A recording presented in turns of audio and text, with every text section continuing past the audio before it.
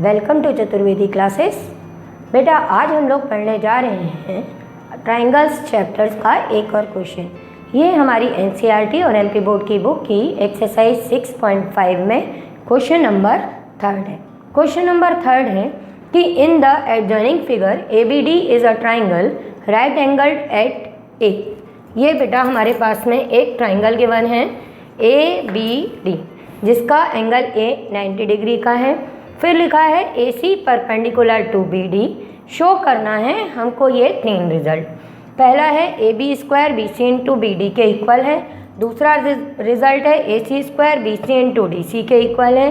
तीसरा है AD square BD into CD के इक्वल है। ठीक है, तो अगर हमको कहीं भी ऐसा बेटा रिजल्ट प्रूव करना हो कि जहाँ पर एक साइड का स्क्वायर अदर 2 साइड्स के प्रोडक्ट के इक्वल है, तो ऐसे सभी क्वेश्चंस में हम लोग क्या करते हैं कि सिमिलैरिटी ऑफ ट्राइंगल्स का क्राइटेरिया यूज़ कर लेते हैं। ठीक है ना बेटा? क्योंकि जब हमको कभी भी 2 साइड्स का स्क्वायर दिया है या अपना प्रोडक्ट दिया है तो ये कब आएगा बेटा? ये तब आएगा जब हम उन पे बनने वाले ट्राइंगल्स को सिमिलर कर देंगे। अब प्रॉब्लम ये आती है कि हमको कौन से ट्राइंगल सिमिलर करने हैं, फर्स्ट रिजल्ट के लिए, सेकंड के लिए और थर्ड के लिए। तो इसके लिए एक चीज़ और ध्यान दो कि अगर कभी लिखा है कि AB स्क्वायर, तो इसका मतलब क्या है? AB पर बनने वाले 2 ट्राइंगल सिमिलर करने हैं। लिखा है AC स्क्वायर, तो AC पे बनने वाले 2 ट्राइंगल सिमिलर करने हैं, और AD स्क्वायर तो AD पे बनने वाले करने हैं। ठीक है, पहले समझ में आ गया कि इस क्वेश्चन में करना क्या है। अब जैसे मैंने कहा फर्स्ट पार्ट का प्रूफ हम लिखना चाहते हैं। लिखने के लिए हमने कहा AB स्क्वायर है, तो AB पे पढ़ने वाले फटाफट से 2 ट्राइंगल हमने ढूंढ लिए। एक मिल गया ABC और दूसरा मिल गया अपने को BAD। दोनों अपने AB पे बनने वाले हैं, तो फर्स्ट पार्ट के लिए हम ये 2 ट्राइंगल्स को सिमिलर कर देंगे। फिर आएगा दूसरी चीज़ कि AC स्क्वायर, तो AC पे बनने वाले 2 ट्राइंगल्स को सिमिलर करेंगे। तो AC पे बनने वाला एक है ACB, एक है ACD, इनको सिमिलर कर देंगे। और थर्ड है AD स्क्वायर, तो सेम काम यहाँ भी करेंगे। AD पे बनने वाला एक ADC है और एक अपने पास में ADB है, इनको सिमिलर कर देंगे और ये रिजल्ट्स आ जाएंगे। क्वेश्चन समझ में आ गया? चलो आप सबसे पहले अपने क्वेश्चन में गिवन लिख लो कि गिवन क्या है अपने पास में। गिवन है अपने पास में ट्राइंगल, अपने ट्राइंगल का नाम लिख देंगे DAB, जिसमें अपने पास में एंगल दिया है एंगल A 90 डिग्री का। तो इन विच एंगल A अपना हो गया 90 डिग्री। ठीक, उसके बाद में दूसरी चीज़ क्या दी है कि AC अपनी परपेंडिकुलर है BD पर। ये बात भी क्लियर हो गई। अब टू प्रूव क्या करना है, तो ये जो चीज़ अपने पास में शो दैट में लिखी है ये हमको प्रूव करनी है। तो टू प्रूव अपना आ गया कि हमको ये प्रूव करना है। ओके, अब ये चीज़ जब अपने पास में है तो हम अपना प्रूफ स्टार्ट करते हैं। अब देखो ये बहुत सारी चीज़ें प्रूव करनी है, तो ये हम यहाँ साइड से लिख लेते हैं, जिससे हम इनको देखते चलेंगे। फर्स्ट पार्ट में अपने को प्रूव करना है कि AB square BC into BD के इक्वल है। सेकंड है अपना AC स्क्वायर, ये आपका BD into BC into DC के इक्वल है, BC इंटू DC के इक्वल है। और थर्ड पार्ट है बेटा अपना AD स्क्वायर, ये है अपना BD इंटू CD के इक्वल। ठीक है, अब काम शुरू कर रहे हैं। हमने सारी की चीज़ें उधर लिख ली हैं जिससे हमको याद रहे कि हम क्या क्या करना चाहते हैं। अब जैसा कि मैंने बोला फर्स्ट वाले के लिए AB स्क्वायर चाहिए, AB पे बनने वाले दोनों ट्राइंगल ले लेंगे। अब हमने ट्राइंगल का नाम लिखा DAB और दूसरा ट्राइंगल लिखा ACB। अब इनमें हमको एंगल्स देखने हैं। अब D पे बनने वाला एंगल क्या इस ट्राइंगल के A पर बनने वाले एंगल के इक्वल है? इसके नहीं है, तो ये हमको नहीं लेना। अब यहाँ A पर बनने वाला एंगल इसके C पर बनने वाले एंगल के इक्वल है क्या? ज़रा देखो फटाफट। ACB, ये एंगल 90 डिग्री है, इसको 1 लिख लो। ठीक है, C नहीं लिखना क्योंकि एक इधर बन रहा है, एक इधर बन रहा है, और फिर B और B।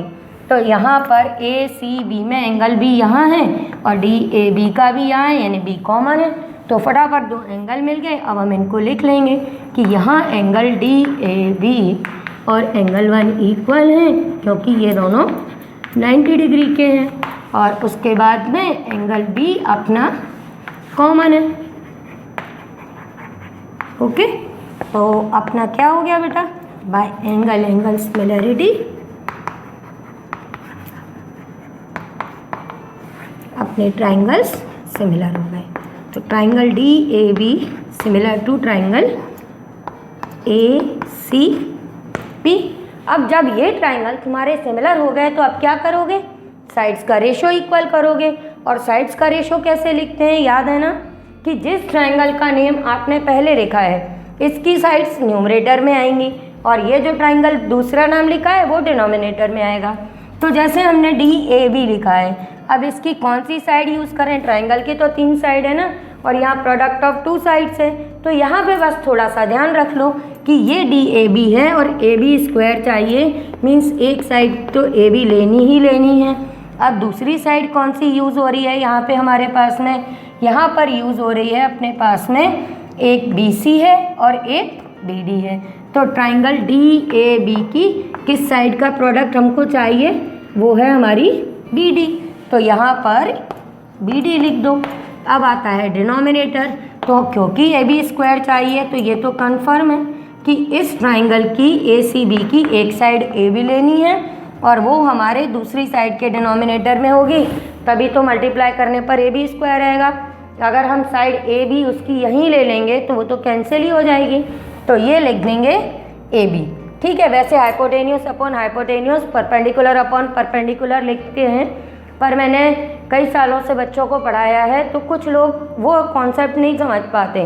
तो आप इस तरह से याद रख सकते हो कि अगर हमने यहाँ पे AB और BD लिखा है, मैं उससे भी अभी बता देती हूँ, तो ये लिख लेना।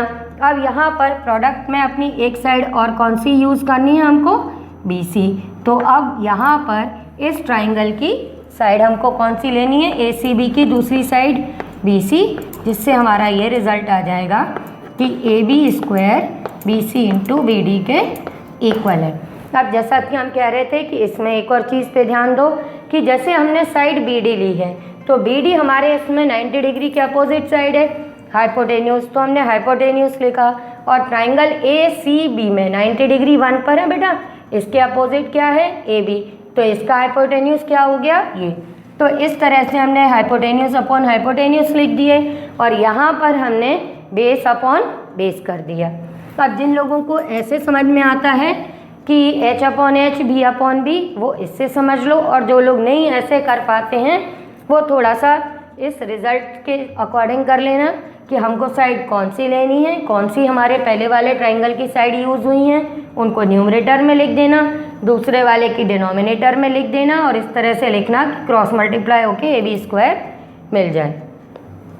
अच्छे से समझ में आ गया फर्स्ट पार्ट। अब चलो सेकंड पार्ट के बारे में बात कर लें। सेकंड पार्ट में हमको AC पे बनने वाले 2 ट्राइंगल्स की ज़रूरत है। अब AC पे बनने वाले ट्राइंगल 2 तो हैं, पर इनमें केवल एक एंगल 1 और एंगल 2 इक्वल है, केवल 2 ही एंगल इक्वल है ना अपने पास में 90 डिग्री का, एंगल 1 और 2 ये दोनों 90। अब दूसरा तो कोई इक्वल ही नहीं है, तो क्या करोगे इस केस के लिए। प्रीवियस क्वेश्चन अगर तुम लोग ने देखा है तो तुम्हें मालूम होगा कि इस कंडीशन में कभी भी ऐसा कुछ होता है तो हम क्या करते हैं, पहले अपने एक ट्राइंगल ACB को BAD के सिमिलर प्रूव करते हैं, फिर दूसरे ट्राइंगल ACD को भी BAD के सिमिलर करते हैं। अब क्योंकि दोनों ट्राइंगल सेम ट्राइंगल के सिमिलर हो जाते हैं तो हम कह देते हैं वो आपस में भी होंगे। तो हमने यहाँ पे ये सिमिलर किया है, ये रिज़ल्ट अभी हम लिखा रहने देते हैं, इसको हम यूज़ कर लेंगे। हम लिख देंगे कि प्रूव्ड इन फर्स्ट, ठीक है, तो उसके अकॉर्डिंग ये अपना काम हो जाएगा। ये रिज़ल्ट तो लिखा रहने दें। अब अगला काम शुरू करें। देखो एक बार हमने DAB को इसके सिमिलर कर दिया है, तो जब आप सेकंड का प्रूफ लिखोगे तो उसके लिए भी ये चीज़ दोबारा लिख देना कि ट्राइंगल DAB और ACB को हमने सिमिलर किया। ऑल्सो अब हम दोबारा में क्या करेंगे, ट्राइंगल DAB को ट्राइंगल ACD के सिमिलर प्रूव करेंगे। तो इसमें भी हमको मालूम है कि हमारे पास में एंगल DAB ये किसके इक्वल हो जाएगा बेटा? एंगल 2 के। ये अपने दोनों 90 डिग्री के हैं। और इनमें कॉमन एंगल कौन सा दिख रहा है? सबको पता चल गया कि एंगल D और D ये आपके कॉमन है। रिलेट कर पा रहे हो ना? जैसे बेटा यहाँ पे देखा था कि DAB ये अपना 90 है और ACD में ये एंगल 290 है, ठीक है। और CAD में ये D है और यहाँ पर भी BAD में ये D है, तो D अपना कॉमन है। तो ये दोनों ट्राइंगल्स भी अपने सिमिलर आ जाएंगे कि DAB similar to triangle ACD। अब ये जो रिज़ल्ट आपने लिखा है ये अपना फर्स्ट लिख देना, ये सेकंड लिख देना और फिर लिख देना on comparing first and second, और अपने प्रूफ को हम आगे बढ़ा देंगे।